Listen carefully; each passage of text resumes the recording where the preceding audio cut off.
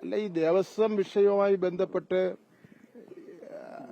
ആരാണോ കുറ്റക്കാരെന്ന് അന്വേഷണ സംഘവും ബന്ധപ്പെട്ട അധികാരികൾക്കും ബോധ്യപ്പെട്ടാൽ ഒരു വിട്ടുവീഴ്ചയുമില്ലാത്ത നടപടികളായിരിക്കും ഗവൺമെന്റ് സ്വീകരിക്കുന്നതെന്ന് സംബന്ധിച്ചിടത്തോളം ബഹുമാനപ്പെട്ട മുഖ്യമന്ത്രി വ്യക്തമാക്കിയിട്ടുണ്ട്. അത് ആരായിരുന്നാലും മുഖം നോക്കാതെയുള്ള നടപടി തന്നെ ഉണ്ടാകുമെന്നുള്ള കാര്യത്തിൽ ഒരു തർക്കവും വേണ്ട.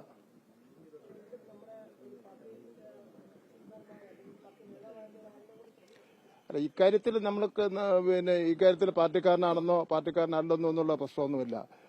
അന്വേഷണം വരട്ടെ. അന്വേഷണത്തിൽ കുറ്റക്കാരനെന്ന് തെളിയിക്കപ്പെടുന്നത് അവസാനം കോടതിയാണല്ലോ. ഇപ്പോ അന്വേഷണത്തിൽ സംശയം തോന്നി കേസിൽ പ്രതിയാക്കിയാണല്ലോ കാര്യങ്ങൾ മുന്നോട്ട് പോകുന്നത്. അത് ആരായിരുന്നാലും എത്ര സ്വാധീനമുള്ളവരായിരുന്നാലും ഏത് പാർട്ടി നേതാവായിരുന്നാലും മുഖ്യമന്ത്രി പറഞ്ഞിട്ടുണ്ട്, ഒരു വിട്ടുവീഴ്ചയില്ലാത്ത നിലയിലുള്ള നടപടികളായിരിക്കും സ്വീകരിക്കുന്നത്. അതിനായിരിക്കും ഇതിലും സ്വീകരിക്കാൻ വേണ്ടി പോകുന്നത്.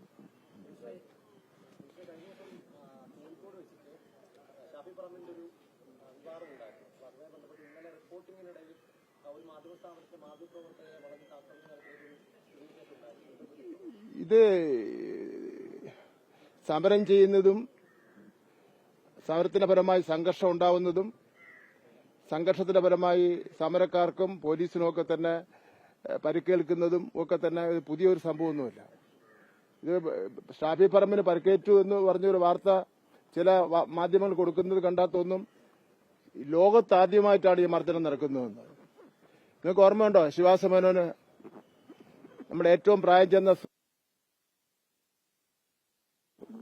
CPMന്റെ സംസ്ഥാന നേതാവായിരുന്ന ഇത്രയും പ്രായമുള്ള ശിവാസ മേനോനെ തറയിൽ ചവിട്ടി തല അടിച്ചു പൊട്ടിച്ച ഓർമ്മയുണ്ടോ? അങ്ങനെ ഒരുപാട് സംഭവവികാസങ്ങൾ നടന്നിട്ടുണ്ട്. ഞാനുമൊക്കെ തന്നെ ഒരുപാട് മർദ്ദനങ്ങൾക്ക് ഇരയായിട്ടുണ്ട്. അപ്പൊ അതുകൊണ്ട് സമരം ചെയ്യാൻ പോകുന്ന അവസരത്തിൽ ഇനി സമരം ചെയ്യുന്നൊരു കാര്യം ചെയ്യട്ടെ, ഒരു കുട്ട പൂവും കൂടെ വാങ്ങി പോലീസുകാർക്ക് കൊടുക്കട്ടെ കൈകാര്യം ചെയ്യുന്നതിന് വേണ്ടി. അങ്ങനെയാണെങ്കിൽ പ്രശ്നത്തിന് പരിഹാരം കാണും. അല്ലെങ്കിൽ പിന്നെ സമരത്തിനോ അല്ലെങ്കിൽ സമരം നടത്തുമ്പോൾ സ്വാഭാവികമായിട്ട് നിയമവിരുദ്ധമായിട്ട് പ്രവർത്തനങ്ങൾ സമരക്കാർ ചെയ്താൽ പോലീസ് കൈകാര്യം ചെയ്യും. അത് എല്ലാ കാലത്തും ഉണ്ടായിട്ടുണ്ട്. അതൊന്നും വലിയ കാര്യമൊന്നുമില്ല. അല്ല, കോൺഗ്രസുകാരും UDFകാരും സമരം ചെയ്യുന്ന അവസരത്തിൽ എല്ലാം പൂവിട്ട് പൂജിച്ചുകൊള്ളണം എന്ന് പറഞ്ഞാൽ അത് നടക്കുന്ന കാര്യമില്ല. എന്ന് മാത്രമല്ല, പ്രതിപക്ഷ നേതാവ് ഒരു വെല്ലുവിളി നടത്തുന്നത് കേട്ടു, എല്ലാവരെയും കാണിച്ചു തരാം എന്നുള്ള നിലയിൽ ഇതെല്ലാം ഞങ്ങൾ ഏതെല്ലാം രൂപത്തിൽ കൈകാര്യം ചെയ്യുമെന്നുള്ള നിലയിലുള്ള ഒരു വെല്ലുവിളി. ആ വെല്ലുവിളിയോ പ്രതിപക്ഷ നേതാവിന്റെ ആ വെല്ലുവിളിയൊന്നും കേരളത്തിൽ വില പോകുന്ന ലക്ഷണം കാണുന്നില്ല. അത് അംഗീകരിക്കുന്നുമില്ല. ഞങ്ങൾ ആ വെല്ലുവിളിയെ പുച്ഛത്തോടുകൂടി തള്ളുകയാണ്.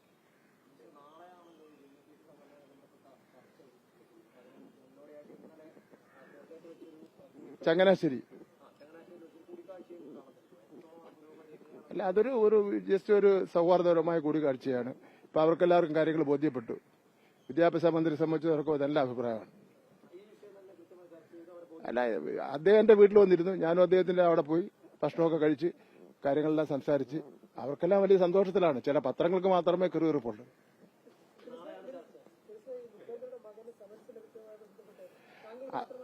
അതൊക്കെ രാഷ്ട്രീയ ലക്ഷ്യത്തോടുകൂടി ഇങ്ങനെ ആവർത്തിച്ച് വന്നുകൊണ്ടിരിക്കുന്ന കാര്യങ്ങളാണ്. ഇനിയിപ്പോ ഒരുപാട് ആക്ഷേപങ്ങൾ ഇതിൽ വന്നുകൊണ്ടിരിക്കും. ബഹുമാനപ്പെട്ട മുഖ്യമന്ത്രിക്കെതിരായിട്ട് എത്രയോ ആക്ഷേപങ്ങൾ കൊണ്ടുവന്ന് ഒരു ആക്ഷേപങ്ങൾ പോലും തെളിയിക്കുന്നതിന് വേണ്ടി കഴിഞ്ഞിട്ടില്ല. എന്ന് മാത്രമല്ല, ഏറ്റവും ഒടുവിൽ സുപ്രീം കോടതി കൊണ്ടുചെന്നതിന് സുപ്രീം കോടതി ജഡ്ജിമാരെ വലിച്ചു കയറി ദൂരെ എടുത്തെറിഞ്ഞു എന്ന് മാത്രമല്ല താക്കീതും കൂടെ കൊടുത്ത് മുഖ്യമന്ത്രിയുടെ മകന് എതിരായിട്ടും വന്നിരിക്കുന്ന ആക്ഷേപത്തെ സംബന്ധിച്ചിടത്തോളം അത് തന്നെയാണ് ഉണ്ടാകാൻ വേണ്ടി പോകുന്നത്.